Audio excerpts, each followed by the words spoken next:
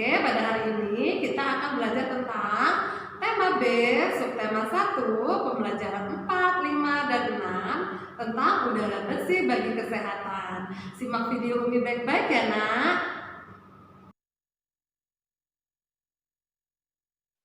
Pada pembelajaran kali ini, kita akan membahas tentang PPKN dengan tema menerapkan sikap tanggung jawab pada saat pemilihan ketua RT, menjelaskan contoh-contoh tanggung jawab sebagai anggota masyarakat. Bahasa Indonesia dengan tema menyajikan informasi penting teks dalam bentuk peta konsep dan bagan, menyimpulkan isi teks dan lisan. IPA menjelaskan fungsi organ pernapasan pada manusia dalam bentuk bagan. IPS mengidentifikasi jenis-jenis usaha yang ada di lingkungan sekitar. SBDP menyanyikan lagu diatonis minor. Materi yang pertama PPKN dengan judul menerapkan sikap tanggung jawab pada saat pemilihan ketua RT. Mengikuti pemilihan ketua RT dan menerima hasil keputusan dengan lapang dada merupakan salah satu bentuk penerapan tanggung jawab di lingkungan masyarakat. Anggota masyarakat yang sudah memiliki KTP memiliki tanggung jawab untuk ikut serta dalam pemilihan ketua RT, termasuk mengikuti diskusi menentukan ketua RT. Menjelaskan contoh-contoh tanggung jawab sebagai anggota masyarakat. Yang pertama, memelihara ketertiban dan keamanan hidup bermasyarakat.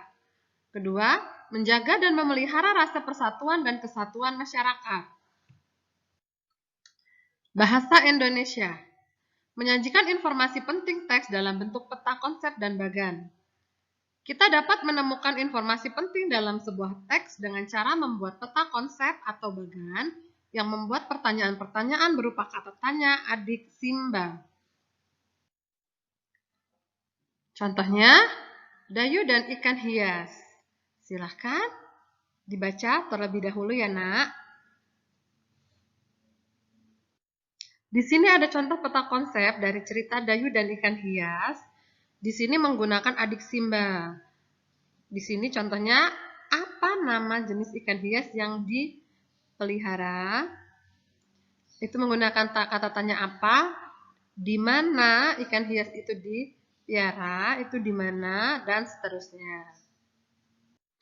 Nah, kalau yang ini adalah contoh bagan. Jadi, bagan dan peta konsep itu hampir sama ya, Nak, tetap menggunakan adik Simba. Menyimpulkan isi teks secara lisan. Setelah kita amati peta konsep dan bagan di atas, apakah kesimpulannya? Coba bacakan kesimpulanmu di depan orang tuamu di rumah. Kita ke materi selanjutnya, yaitu IPA. Menjelaskan fungsi organ pernapasan pada manusia dalam bentuk bagan. Di bawah ini kalian bisa lihat, itu contoh pernapasan manusia. Ini yang pertama, udara masuk ke rongga hidung. Di dalam rongga hidung terdapat bulu hidung dan selaput lendir. Bulu hidung berfungsi menyaring udara agar kotoran tidak masuk ke dalam saluran pernapasan. Dan selaput lendir yang ada di dalam rongga hidung berguna untuk mengatur suhu dan kelembapan udara sesuai dengan tubuh. Lalu yang kedua, trakea atau batang tenggorokan. Saat sedang berbicara, katup yang ada di trakea akan menutup, sehingga saluran makanan tertutup dan saluran pernapasan terbuka. Dan ketika sedang menelan, katup akan terbuka. Kemudian saluran makanan terbuka dan saluran pernapasan tertutup. Yang ketiga, itu adalah pangkal tenggorokan atau disebut dengan laring. Laring berfungsi untuk menempelnya selaput atau pita suara. Yang keempat, bronkus. Bronkus itu adalah cabang batang tenggorokan. Bronkus merupakan organ pernapasan manusia yang berbentuk cabang tenggorokan yang menyambung antara trakea dan paru-paru. Yang kelima, bronchiolus atau anak cabang tenggorokan. Bronchiolus adalah percabangan bronkus yang ada di dalam paru-paru. Bronchiolus paru-paru sebelah kanan terdapat 3 lobus dan paru-paru kiri 2 lobus. Yang keenam, paru-paru. Organ pernapasan manusia yang terakhir adalah paru-paru. Paru-paru terletak di dalam rongga dada manusia.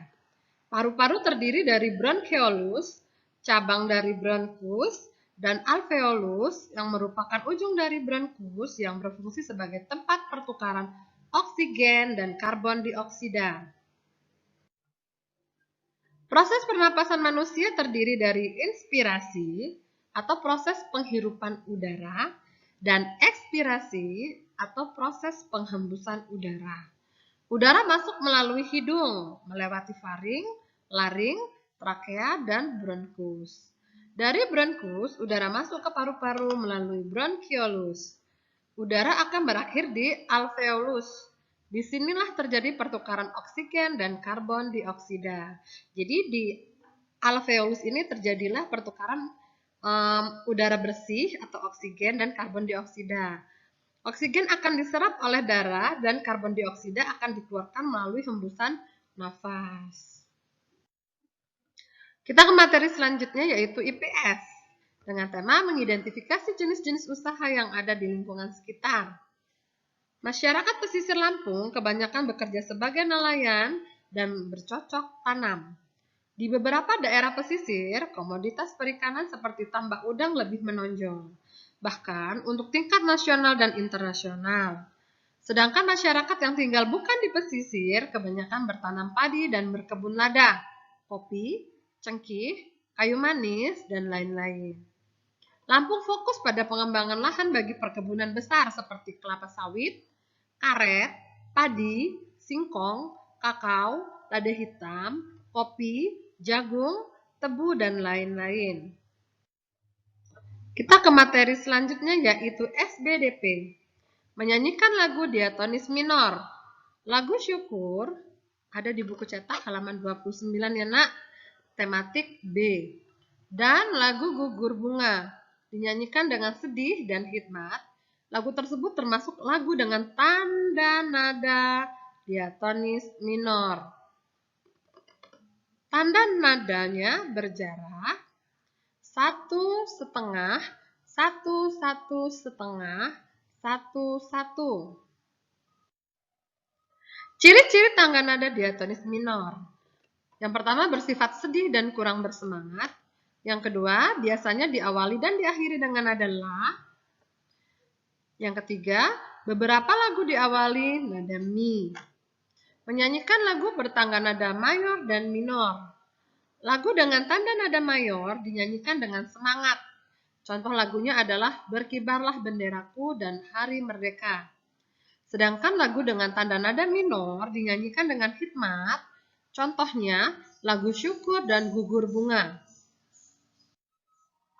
Tugas, silahkan dikerjakan di buku tulis ya nak.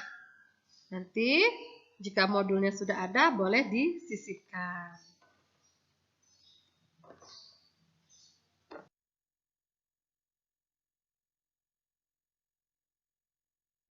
Demikianlah materi yang dapat Umi sampaikan. Semoga ilmu yang Umi berikan dapat bermanfaat bagi anak soleh dan soleha. Umi akhiri. Wassalamualaikum warahmatullahi wabarakatuh.